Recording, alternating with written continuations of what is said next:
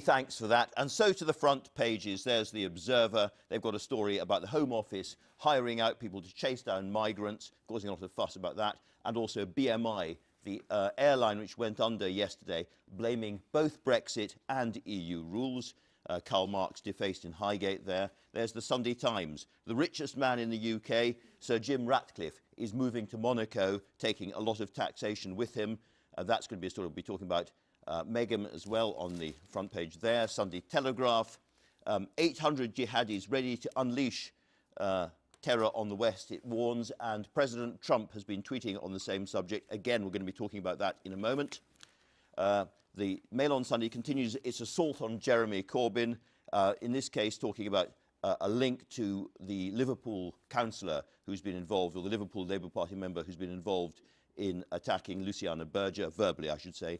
Much else to talk about, but let's start. Where should we start? I guess we have to start with the richest man in the country, who created his wealth from almost nothing by buying up and taking over chemical companies, created this company Ineos, and now he's going to Monaco. Yeah, you're right. So Sir Jim Ratcliffe, knighted, the richest man in the country, as you say, going to Monaco, and the Sunday Times suggesting in its splash that he could avoid up to £4 billion worth of tax. He's talking to PwC, the accountants, about that. He does pay a lot of tax in this country. What's really interesting about him is that he is a Brexiteer, and this comes after Sir James Dyson's decision to take his headquarters to Singapore. And I think there'll be real questions about what is driving those people to support Brexit in the first place. For example, just last week, Sir Jim Ratcliffe argued that he didn't like the EU because of its stupid green taxes, which he probably won't have to pay in Monaco. And people saying that, you know, Sir James Dyson going to Singapore, did he want a low-tax, low-spend economy? It wasn't exactly what was promised in the referendum. He would say it's because that's where the big markets for his new car are. They're all Far East markets, and the company's moving there anyway. But it's certainly the case. The big problem with avoiding that amount of tax is that you have to go and live in Monaco, which is possibly the dullest place on the planet. Never been. I've bypassed it. But anyway, as you point out, he does pay an awful lot of tax, so does Ineos. That is going to be talked about a lot, I think, over the next few days. John McDonnell, who's coming on the show, has been very outspoken in attacking that. Yeah, John McDonnell in here. The greed of these super-rich tax avoiders seems to have no bounds. Ooh. Now, we've mentioned the B word already, Camilla, but there's a very interesting story in The Sun, which hasn't got a lot of pick-up yet, but a very important story. Another B word, Brexposed. We can add that to the Brexit lexicon in The Sun. Yeah. And this is essentially a story about EU Commission plans, secret plans that have been drawn up to basically allow planes to fly. You know, we had quite a lot of Project Fear statements about there'll be no planes in the sky and everyone will have to cancel their Easter holiday plans. This is if it's a no-deal Brexit, contingency and it's plan. Also it allows lorries to rumble as now back and forward. What's interesting about this is Chris Grayling, who hasn't had the best press lately, has repositioned himself in the cabinet as the kind of manager of no deal, and the Department for Transport's done quite a lot of work on this. So if you read this story, yes, we can take faith in that. So if we read this story, it's been welcomed by Dominic Raab, who's saying basically it's plans like this that suggest that Project Fear is completely overblown, and that all it is now for the UK to accept the EU's proposition that we should do this until an actually more concrete deal is signed.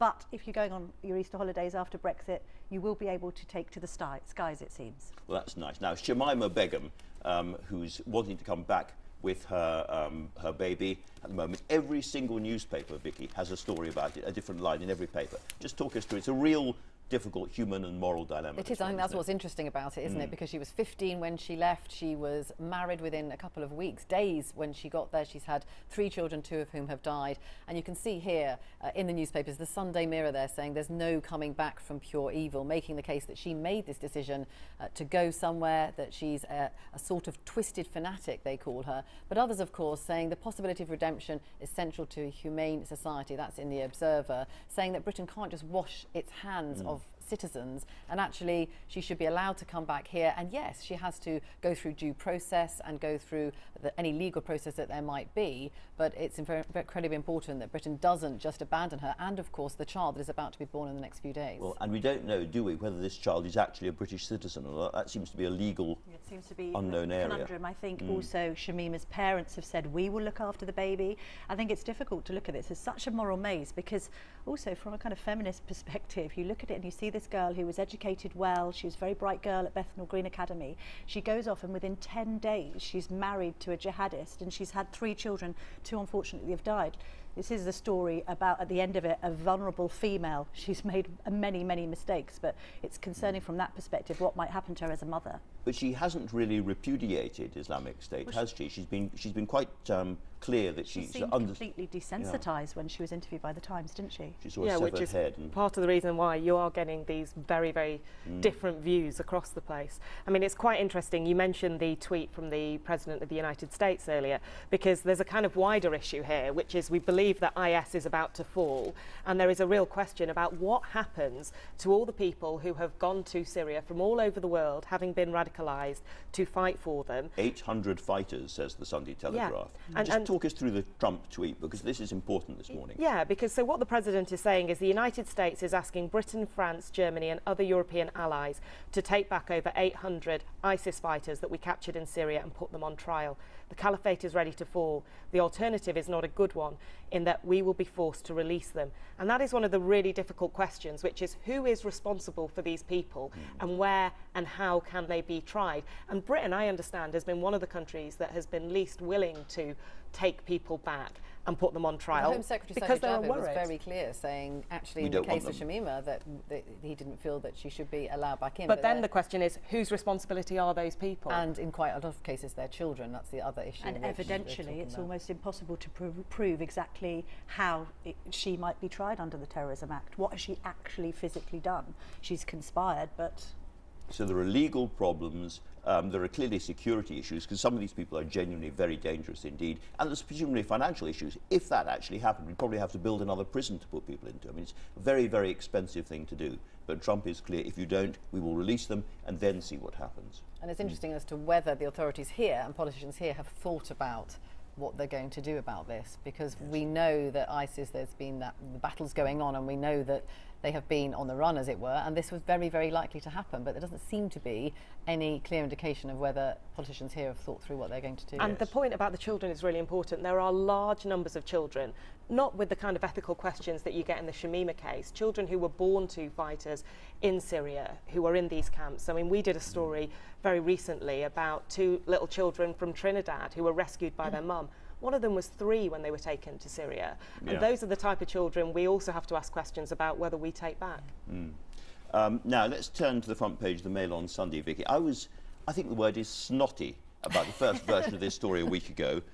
Now they're looking at Jeremy Corbyn's links with an alleged anti-Semite or somebody who's been accused of that. Yeah. What do you make of it? There's lots of pages inside as well. I mean, there are pages and pages of this, but this is about links between Jeremy Corbyn, apparently, and a man called Alex Scott Samuel, who is accused of being one of those who has been verbally attacking Luciana Berger. Now, she is the MP in Liverpool. She's had a very torrid time. She's about to give birth. But it seems that the link is that they once met. And it doesn't go much further than that. He, and I'm sure members of the Labour leadership would say, this is not anti-Semitism. We are highly critical of the state of Israel. That's different. And Luciana Berger is not being loyal to the Labour Party. And what we're seeing this morning is a loyalty pledge going viral on social media, where all Labour MPs are signing up to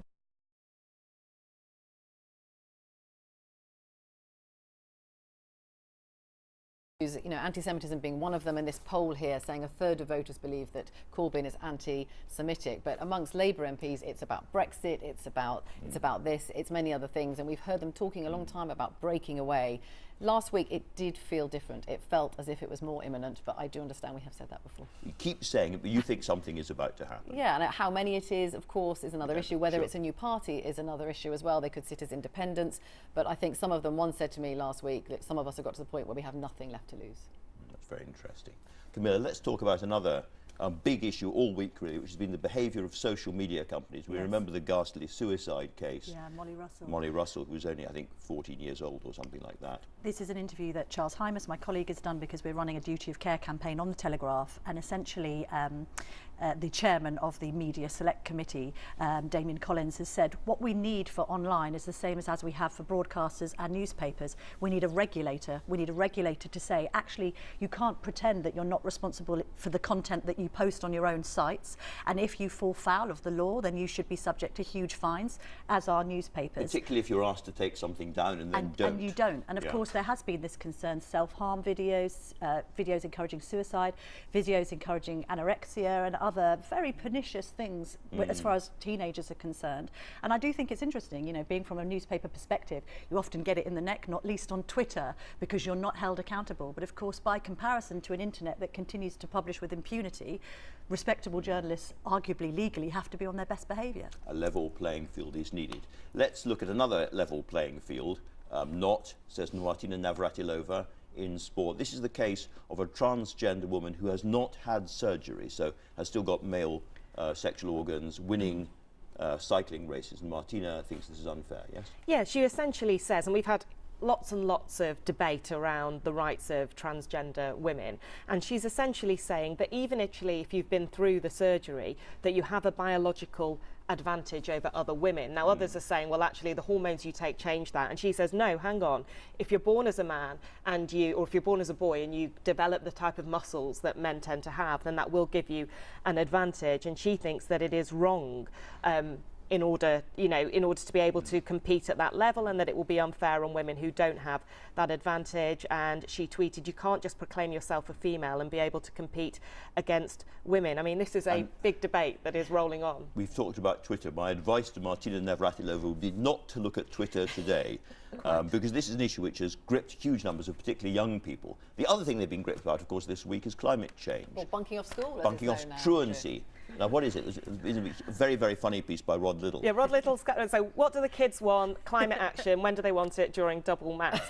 But can I just say, right, all these politicians who are getting so angry about these kids, anyone with kids and anyone else probably knows that Friday before half term is not an educationally enriching day at school. And one of the most educationally enriching things kids can do is get involved in political action on the biggest issue and the biggest crisis facing our planet. They are right about this. At the moment. They're really right. And the idea that, politicians, and a lot of them were Conservative, coming out and saying, well, they're acting truant on the Friday before half term, I think totally misses the point. And for a party that needs to attract young people, I feel like they should have taken a different attitude. They came out so forcefully, actually, cabinet ministers doing that. Although I was surprised. You have to make sure the kids are safe. Okay. There was an argument to say some of them had been running off to protest and no one knew where they were, which is slightly concerning from a safeguarding. But at least they're engaged. We're down with the kids, which you can't always say about the Andrew Marr show. Thanks all very much indeed.